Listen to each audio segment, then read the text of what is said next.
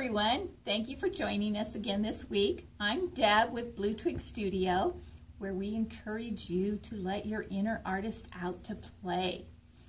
We're working on sharing tips and techniques every week. We're working on our Notes to Self, which is our Facebook group, BTS Notes to Self, where we can share all kinds of fun things that we're working on every week. All of the videos that we're doing will be uploaded to the Facebook group, as well as samples of the different products we're using.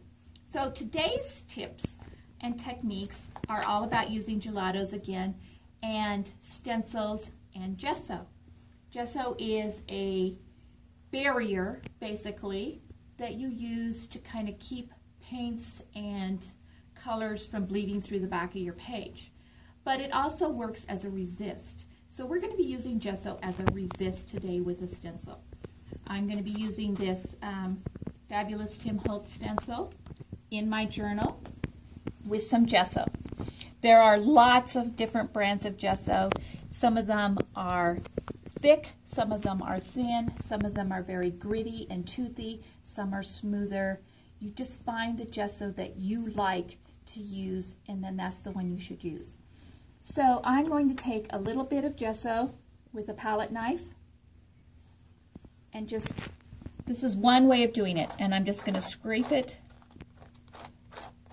through the stencil. It creates a nice thick layer. Okay. It's going to catch the edges. Then you lift up, and you can see that you've created this layered texture. Once it's dry, it's going to create a resist. You can also use it with a sponge or with a gift card or old key card that you can scrape.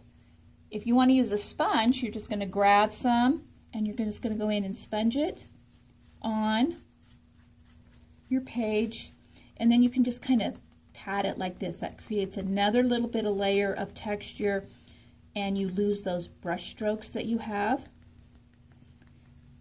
This makes it a little more interesting than just scraping it. Again, I'm just going to lift that straight up, and you can see there is a nice layer of texture on your page.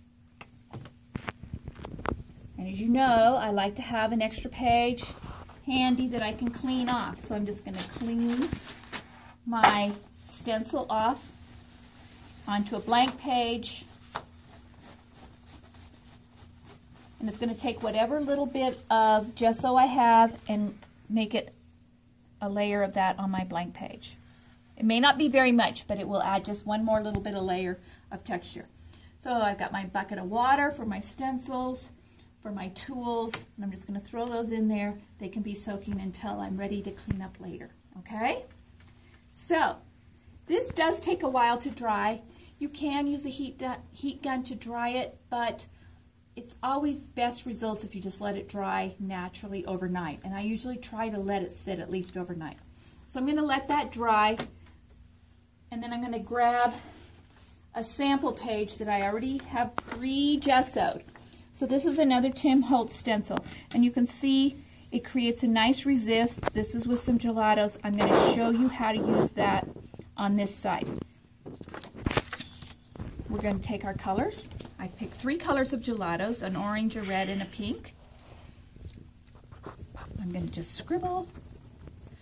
I love that you don't have to be precise with the gelatos. You can just add some layers of color down in a random manner and just have fun with it. So now I'm going to take a baby wipe again and blend.